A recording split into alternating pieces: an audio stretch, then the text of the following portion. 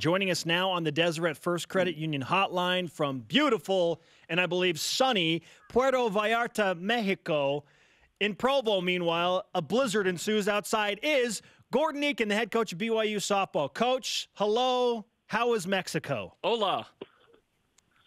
Hello, and there's a blizzard here right now, so you guys are okay. Yeah, right.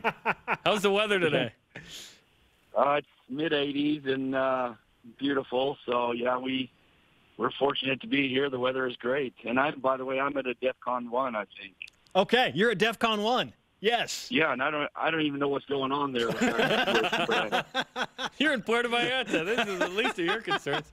Yeah, it's quarterback Zach Wilson's shoulder. But you guys have played in this tournament in Puerto Vallarta the last couple of years. When did you connect with this tournament, and what is it about starting the season there that entices you? Well, about 5 years ago, the owner of Triple Crown Sports, who puts on this tournament here, came to me and said, do you think you would be interested in participating in Puerto Vallarta if we could get a nice facility and attract the right teams? And just slowly things progressed, and I said yes. And his name is Dave King, and Triple Crown Sports does a tremendous job in our sport. And one thing led to another where we agreed to go the first year, and it was a trial year. And then the next year we ended up playing the defending national champions, Oklahoma, and the runner-up Auburn here in the first two games. And it's just kind of progressed from there. It's just been a fantastic relationship, and it's worked out really well for us. Gordon Eakin with us on BYU Sports Nation, the head softball coach of BYU. The thing is, you go to beautiful Puerto Vallarta, but the level of competition is really, really strong. And that is the rhetoric basically for your entire non-conference slate. What's the method to the madness behind scheduling so many top 20 opponents? I believe you have 11 on the schedule according to the preseason rankings. Yeah, we just think we have to develop our kids against the best competition in the country. You know, if you're going to play with them, you got to play them. So our philosophy has always been to schedule the toughest non-conference schedule we possibly can that we are in control of. And we've built some pretty good relationships around the country where we've been able to do that. And we just want to make sure that we expose them to the competition level that they're going to have to beat if we ever want to proceed on and win a regional, a super regional, and attend the College World Series. And that's certainly the goal, and your team has had tremendous success, 10 straight conference titles, NCAA regionals in 14 straight years, just insane stuff. Preseason pick to win the West Coast Conference, 6 players on the all-preseason team. Are the expectations the same this season, win the league and get to a regional and advance as far as you can?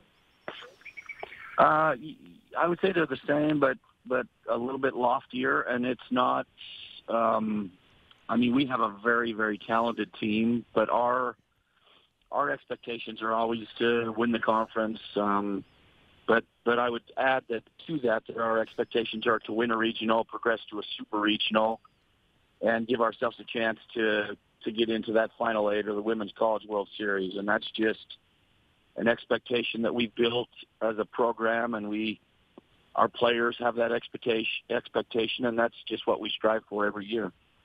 Is the key to get to a super regional to host that regional? Is that kind of the main thing there?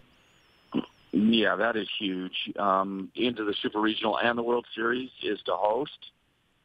You're very rarely getting someone outside of the host schools that are breaking through into that Final 16 and then that Final 8. But in order to host, you have to have an RPI that's in the top 16. And 2 years ago, we ended up the year after having a really good year. We ended up 22nd and didn't get the bid to host. But I definitely think that's what we're striving for. That's why we schedule the way we do. We want to finish the season with an RPI that's 16 or higher and give ourselves a chance to host and then progress. But we're also committed to progress even if we don't host. You have 9 upperclassmen returning to this year's roster, including Libby Sugg, who is one of the best softball players in the entire country. What role as a leader does Libby play for your squad this season? Well, Libby is kind of a silent leader. She's one of our team captains, but she's not extremely vocal. She just gets the job done and works really hard. So she is a leader by example, and I think the other players look to her in crunch time, definitely. But you know, we have pretty good leadership on this team, even outside of Libby and Allie, in the young kids that we have in the program. Our freshmen and sophomores are driven leaders. We try to recruit that way, and so we're a player-driven team, and we try to make sure that we just don't have leadership coming from one or two players. Oftentimes in baseball and softball, a team is only as good as its pitching. How do you feel Carissa Viramontes and Autumn Moffitt will perform again this season? Well, we've got both of those kids coming back, of course, Carissa being the player of the year last year and having a great year for us throughout the entire year with the loss of Arissa Paulson early last year. And Autumn now with the experience of a year under her belt, being a sophomore now. We expect them to progress and continue to perform well, but we also have Arissa Paulson back, which is huge for us. We missed her last year.